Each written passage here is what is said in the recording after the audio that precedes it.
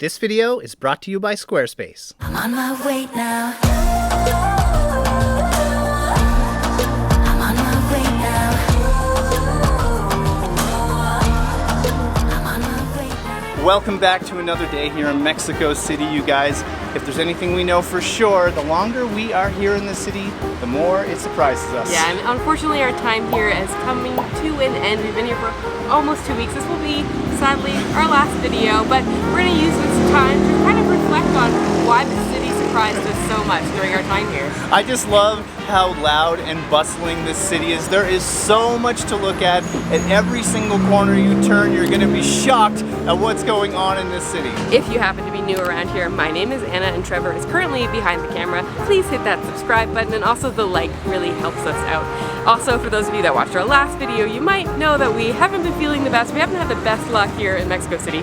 Still been really enjoying ourselves, but had some tummy problems. I think that's pretty common for those of you that come to Mexico City. The more we read about it, it seems really common. But update, we are definitely doing better.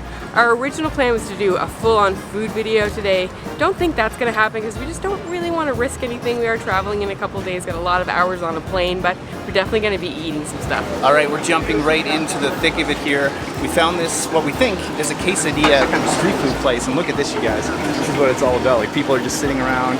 You got food back there frying right on the street. Are you excited to eat? This is totally not what I expected at all, especially when it comes to quesadillas. Like, this is fried, so maybe we're not doing it exactly right and someone will say we're eating something totally different, but I think whatever it is, it's gonna be really good. All right, a little bit of clarification here. This is actually a deep fried quesadilla. I think it's called like cuacas or cuacas. Not sure how to properly pronounce it, but we got 2 right now. We ordered 3 in total. 1 is cheese, 1 is chicken. Not sure which is which, we'll figure it out. Comes on top with there's some cheese there, some grated cheese, some cream, I believe, and then some lettuce. Smells and looks amazing.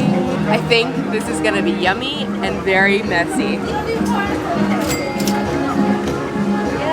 I've determined this one is the chicken is really delicious. I love all the toppings on top because it's like inside the chicken, quite mild. It's not no spice to it or anything. I think there is some hot sauce over there if you wanted to make it spicy, but it's nice and crunchy on the outside because it's deep fried.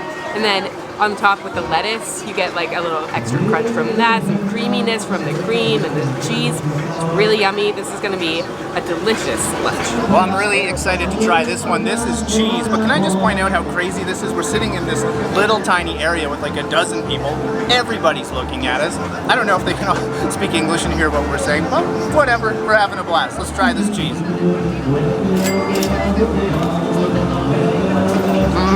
I don't know what the secret is here in Mexico with this amazing cheese, but whenever we get like an empanada, which looks something like this, the cheese inside is always absolutely incredibly fresh. But then there's some more cheese on the top. You got little bits of lettuce, which makes it crunchy, but the wrapping itself, like this kind of like tortilla, I think it's made of corn, is just exceptional, you guys. This is why we've come to Mexico. Finally, we're starting to feel a little bit better with our bellies, and now we can eat some more of this yummy street food. The soda game or the juice game here in Mexico is unbelievable, you guys. This is actually made by Coca-Cola of all things, but it's fresh mango juice. It is absolutely delicious. Anna's back here chowing down on the last one, which I believe has some chorizo. Okay, I actually needed a few bites on this one to get a proper consensus on what I think about it. The first bite, I was kind of just all the doughy outside and I didn't really get the inside, but it is chorizo. And also potato. I don't know if you guys can see that in the big chunks of potato. Really delicious. Might be my favorite. Hard to say. All of them honestly were exceptional. I thought maybe the cheese would be the most boring, but the cheese on the inside was so exceptionally yummy. I also love the cheese that's on the top. I'm sure everybody knows what type of cheese it is, except for me. I'm not quite sure, but maybe you can let us know in the comments. And also, can I buy this cheese in Canada? Because oh my goodness, it's so good. I also want to point out we're the absolutely only tourists here, and that's the best way. That's the way it should be. Well, that was absolutely delicious, and right behind the place we just ate at, there's this little market with all kinds of food. There's even more food here. This is a total local market. I don't see a single tourist here. You? Wow, I had no idea this was going to be like this. So I could not hear what you just said, but what I wanted to say was one of the things I really wanted to do when we came to the city was go to one of the local markets. There are tons of major, like, incredible markets here in the city, but just because of our timing here, having to move places, having bad stomachs. It didn't happen, but we just happened upon this, and it happened that the quesadilla place was kind of on the outskirts of this market called San Cosme. I had no idea this was like this in here. There's no shortage of fruits and veggies, you guys. Look at all the colorful fruit here. This is I think crazy. This is the place to go if you want to do some shopping, buy some food if you're cooking for yourselves. Good place to be. So my stepmother had actually asked me to pick up some vanilla. She really likes Mexican vanilla. Apparently it's better here than that you can buy in Canada. So keeping an eye out, I feel like this would be the place to get it, but who knows? We actually found a large vanilla, but it's not quite what we're looking for. Either way, we'll keep an eye out. I don't think it's going to happen, but it's just a lot of fun walking around this market. There's so much to see. I have to think on the weekends this would be a lot busier, but look at this, you guys. It's just like an endless section of different kinds of things you can buy. Got candles over here. Some stuff's covered up, so I imagine that will come alive a little bit later. Before we get any further in the video, we just wanted to say a huge thanks to Squarespace, our longtime partner, for being a sponsor once again. You guys probably know that we built our very own website on Squarespace, but did you know that you can build your own website using Squarespace? Squarespace is the all-in-one platform that helps you stand out and succeed online. Squarespace also allows you to design and sell your very own custom merchandise. You just have to design your products, and then production, inventory, and shipping are handled for you. On top of that, Squarespace also offers flexible payments, allowing for a seamless checkout process. Accept credit cards, PayPal, and Apple Pay, and in eligible countries, you'll also have the possibility to offer customers the option to buy now and pay later with Afterpay and ClearPay. Are you ready to design your own website? Head to squarespace.com for a free trial, and when you're ready to launch, head to squarespace.com/delightfultravelers for 10% off your first purchase of a website or domain name. And as always, a huge thank you to Squarespace for sponsoring this video and supporting creators like us. All right, back to the video.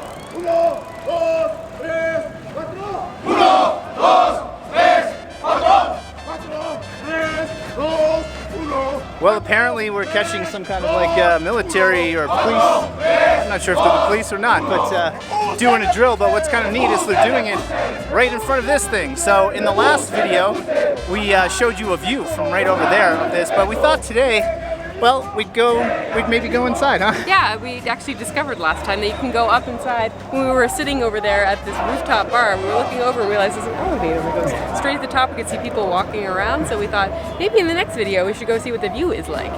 So yeah, I don't know if you could hear, but Anna said there is an elevator. You can still hear the guys. Like, they're super loud. They don't know we're filming. They need to be more quiet, huh? A quick but yet beautiful elevator ride up, and now we're kind of in the middle at the top. So look, you can see the kind of center up there.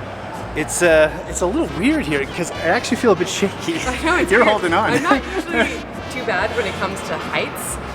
You're way, like Trevor's way worse if we're on a balcony and we're looking down. He gets really like, whoa, get away from the balcony. But I'm usually pretty good about it. But there's something about being up here, seeing the dome above me, and just the way the visual, like the looking down, makes my knees weak. Like I'm a little bit shaky, and I feel like I need to hold on. Yeah, take a look at these stairs. These are the rails like a bit over here, so it makes it kind of difficult to walk down. You can see Anna way back there. How you doing? I don't know. They're just stairs, but I don't know. It's making my knees hurt. I'll make fun of her for this. Don't worry, a little later after the video. We do have some spectacular views here of the square and of course the surrounding city. It's really fun when you're in a massive city like this to come up to a high viewpoint so you can really get a really much better perspective. In the last video we did go to rooftop bar, but you didn't quite get the same kind of like perspective of the entire city as you do up here. But you can see, like, we've talked a little bit in our past videos about the elevation and how they made this city, so I'm not going to harp on about that, but we are sort of in a valley here. We're very high elevated and you can kind of see the mountains around us, although there is a fair bit of smog. Yeah, the views up here really just kind of put it in perspective on how big this city is, you guys. Like, look at this. It just looks endless as far as the eye can see. There's the square down there as well, and of course we have the beautiful structure here like right behind me. We're still not even like right at the top, but this is, I believe, as high as you can go. So it's worth coming up, I would say. Yeah, it's definitely worth it. It was 150 pesos per person, so that's like, what is that? It's $8 for every 100 for Canadians, probably $6.50, probably about $8 or $9 USD, I'd say, to get in per person. Not too bad for a view like this. So it is the next day, and we've come over to one of the main malls sort of in this area. I think it's called Reforma 222, which could probably be addressed as well. But can't use our camera. So if the sound sounds weird, we're filming right now on an iPhone. Well, there's a reason we can't use the camera though. What? Well, a security guard came over to us and No, said... but I don't know the actual reason. So we took our regular old vlogging camera out, and the security guard came over and said, no cameras allowed, phone's fine, but no, like, I don't know if she thought we were filming a commercial, I'm not really sure, but... Yeah, that's literally the first time this has ever happened in a mall where someone came over and said, you can't use your camera. But whatever, we'll still try to do this and show you guys. What I wanted to show you is just how modern this place is. Like, look at the stairs and the different floors. There's like 3 or 4 levels here. Everything is white, even the logos are white. And what I really like about this is sometimes when you go into a mall, it feels really enclosed. You have no idea what time of day it is because you can't see outside. This is like a big atrium, so you have sunlight shining in, so you're not going to get lost and feel like, is it midnight? Is it 8 a.m.? Like, you have no idea. It's like you're indoors but outdoors at the same time. So if you're looking for like super high-end brands like all the designers, you're going to want to go to the Palenque area of Mexico City. They've got everything there. I like this mall because it's kind of like middle of the road. It's got some of the brands that we like to shop at that we can afford to shop at. Like there's like Mango, there's Pull & Bear, there's Zara, places like that. I mean, Nike's right behind you. Right, Nike. So we'll talk a little bit more about prices here, specifically food prices. Coming in, we were a little shocked just how expensive things are. One thing we did is we go back and look at reviews about a restaurant we want to go to, and we noticed the prices since like 3 months ago have gone up drastically. So we're paying at least double the prices we were paying in the Dominican Republic, and really in the areas that we're in Mexico City here, like we were down in Condesa, Roma Norte. I realize these are some of the more expensive areas in the city, but prices are very close to on par with what you'd pay in like Toronto in Canada, for example. So a little shocked at that. Now, the thing is, if you go to some street food places like we've been in other videos, you can find food for a lot cheaper, but just know that if you're going to go to some of the high-end restaurants, you're going to pay maybe a little more than you expect. You guys probably know that in general we don't do very much shopping. That's not at all where our budget goes to. And people that watch us regularly probably even notice when we buy something new because it doesn't happen that often. But that's one nice thing about coming to a big city and having access to basically everything is that it does give us an opportunity to stock up on things, get some new things that we might need. We go through, our clothes get a little bit battered because, you know, we travel full time, we don't have that much stuff, so things wear out more quickly than they would if you were just, you know, at home switching clothes, having access to a full wardrobe. So it's really nice to come to a big city and have like all these options to purchase new stuff. And we might have stocked up on a few things. I might have bought a couple of things the other day. Well, next up, we decided to come over and try some wine. Take a look at the inside of this place. There are literally thousands of wine bottles in this room, and over half of them are Mexican wine. That's right, we're gonna try some Mexican wine today. I bet you did not think that was gonna happen in this video. To be completely honest, I can't think of anywhere we've been in the world where you kind of come across like a Mexican section of wine, but apparently it is very, very popular here. Now, we have 3 different wines to try.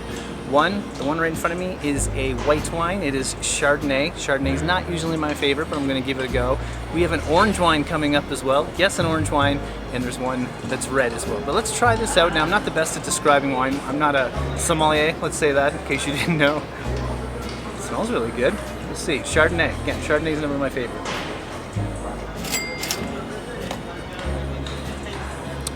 Yes, it's classic Chardonnay. It has that kind of oaky taste. That's the first thing I think about when I think of Chardonnays. The guy said there's also, you know, as soon as they suggest there's some mango and vanilla in here, I taste it right away. It could be colder. I usually like my white wine really cold. It's nice and crisp though, and it goes down nice and easy, but I think we're gonna have to try this little secret orange wine.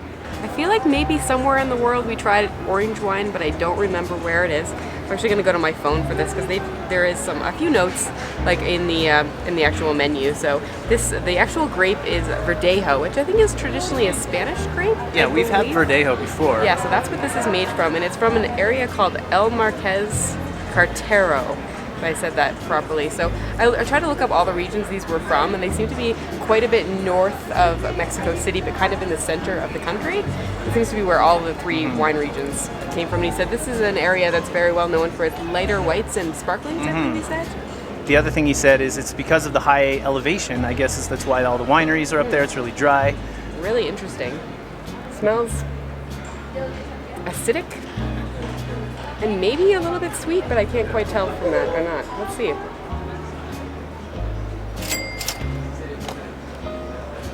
Ooh, wow.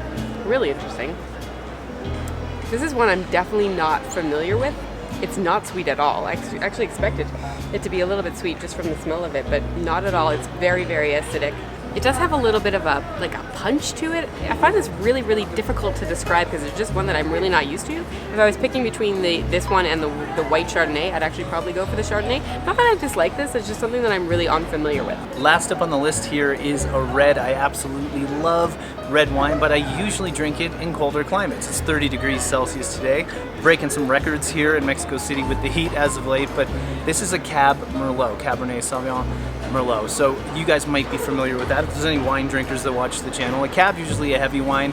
Merlot can be heavy, but at the same time it can be a bit lighter than a Cab. When you blend them together, they're usually pretty good. This is produced up in Guanajuato, Mexico, which I think is like 4 hours north of here. Again, high elevation, even higher than the city.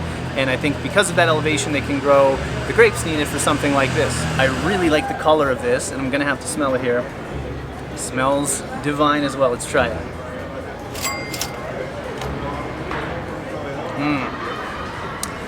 Nice and smooth.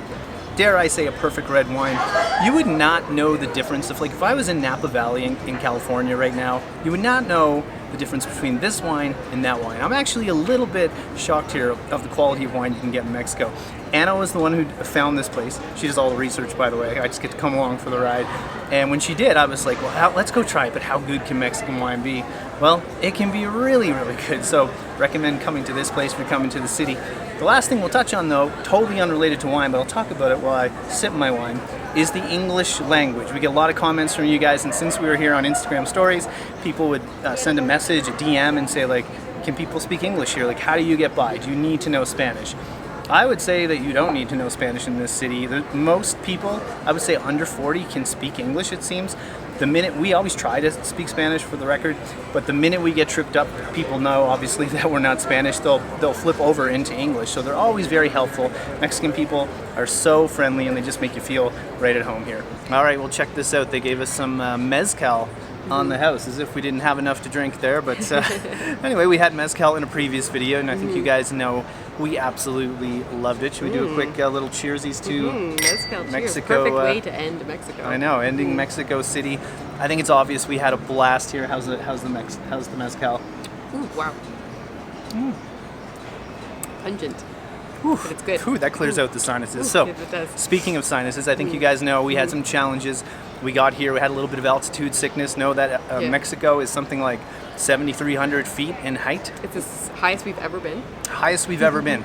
When you get to 8,000 feet is where a lot of people get altitude sickness quite commonly. So just know that if you're... It's a possibility, yeah. Yeah, we flew in here with head cold, so that was just a bit of a bummer. And then we got a little bit of food poisoning. So all the things happened, but it did not ruin our time here in the city. This city is awesome. We had super high expectations coming in.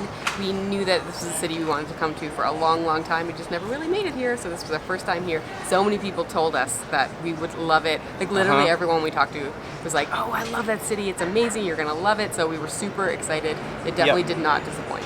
You could live here for 20 years and not see everything, to be completely honest. Again, largest city in North America. And I think this is the most we filmed in one city. Like, we've put out 4 videos now over the course of a month. So we've done similar videos in Bangkok, but we like hopped in and out of Bangkok. This time it was all at once.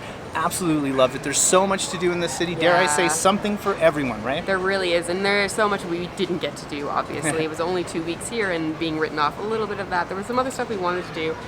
We'll have to save for next time. Yeah, if you guys have any favorite things to do here in Mexico City, leave a comment below. That helps out others, and will help out us when we come back. If you don't know who we are, it's Trevor and Anna, Delightful Travelers. Hit subscribe, click the like button, hit share. That just helps us out. If you're a channel member or Patreon, thank you for your support. That goes a long way. Don't think that's lost on us. But next up, it's time to go back to our home country. Yes, so we're heading back to Canada, but we're going to stop over in Toronto for a few days to expect a video from there. Yeah. I don't know, it's been years since we filmed in Toronto. A long time. So I think we'll have enough time to film one video in Toronto. Probably going to involve lots of food and lots of sights.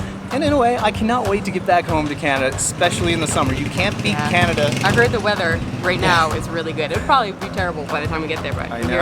Right now it's hot and really nice. That's right. Well, it's going to change because we're coming home. That's right. All right, guys, that's it. From Mexico City, wishing you delightful travels. See you soon.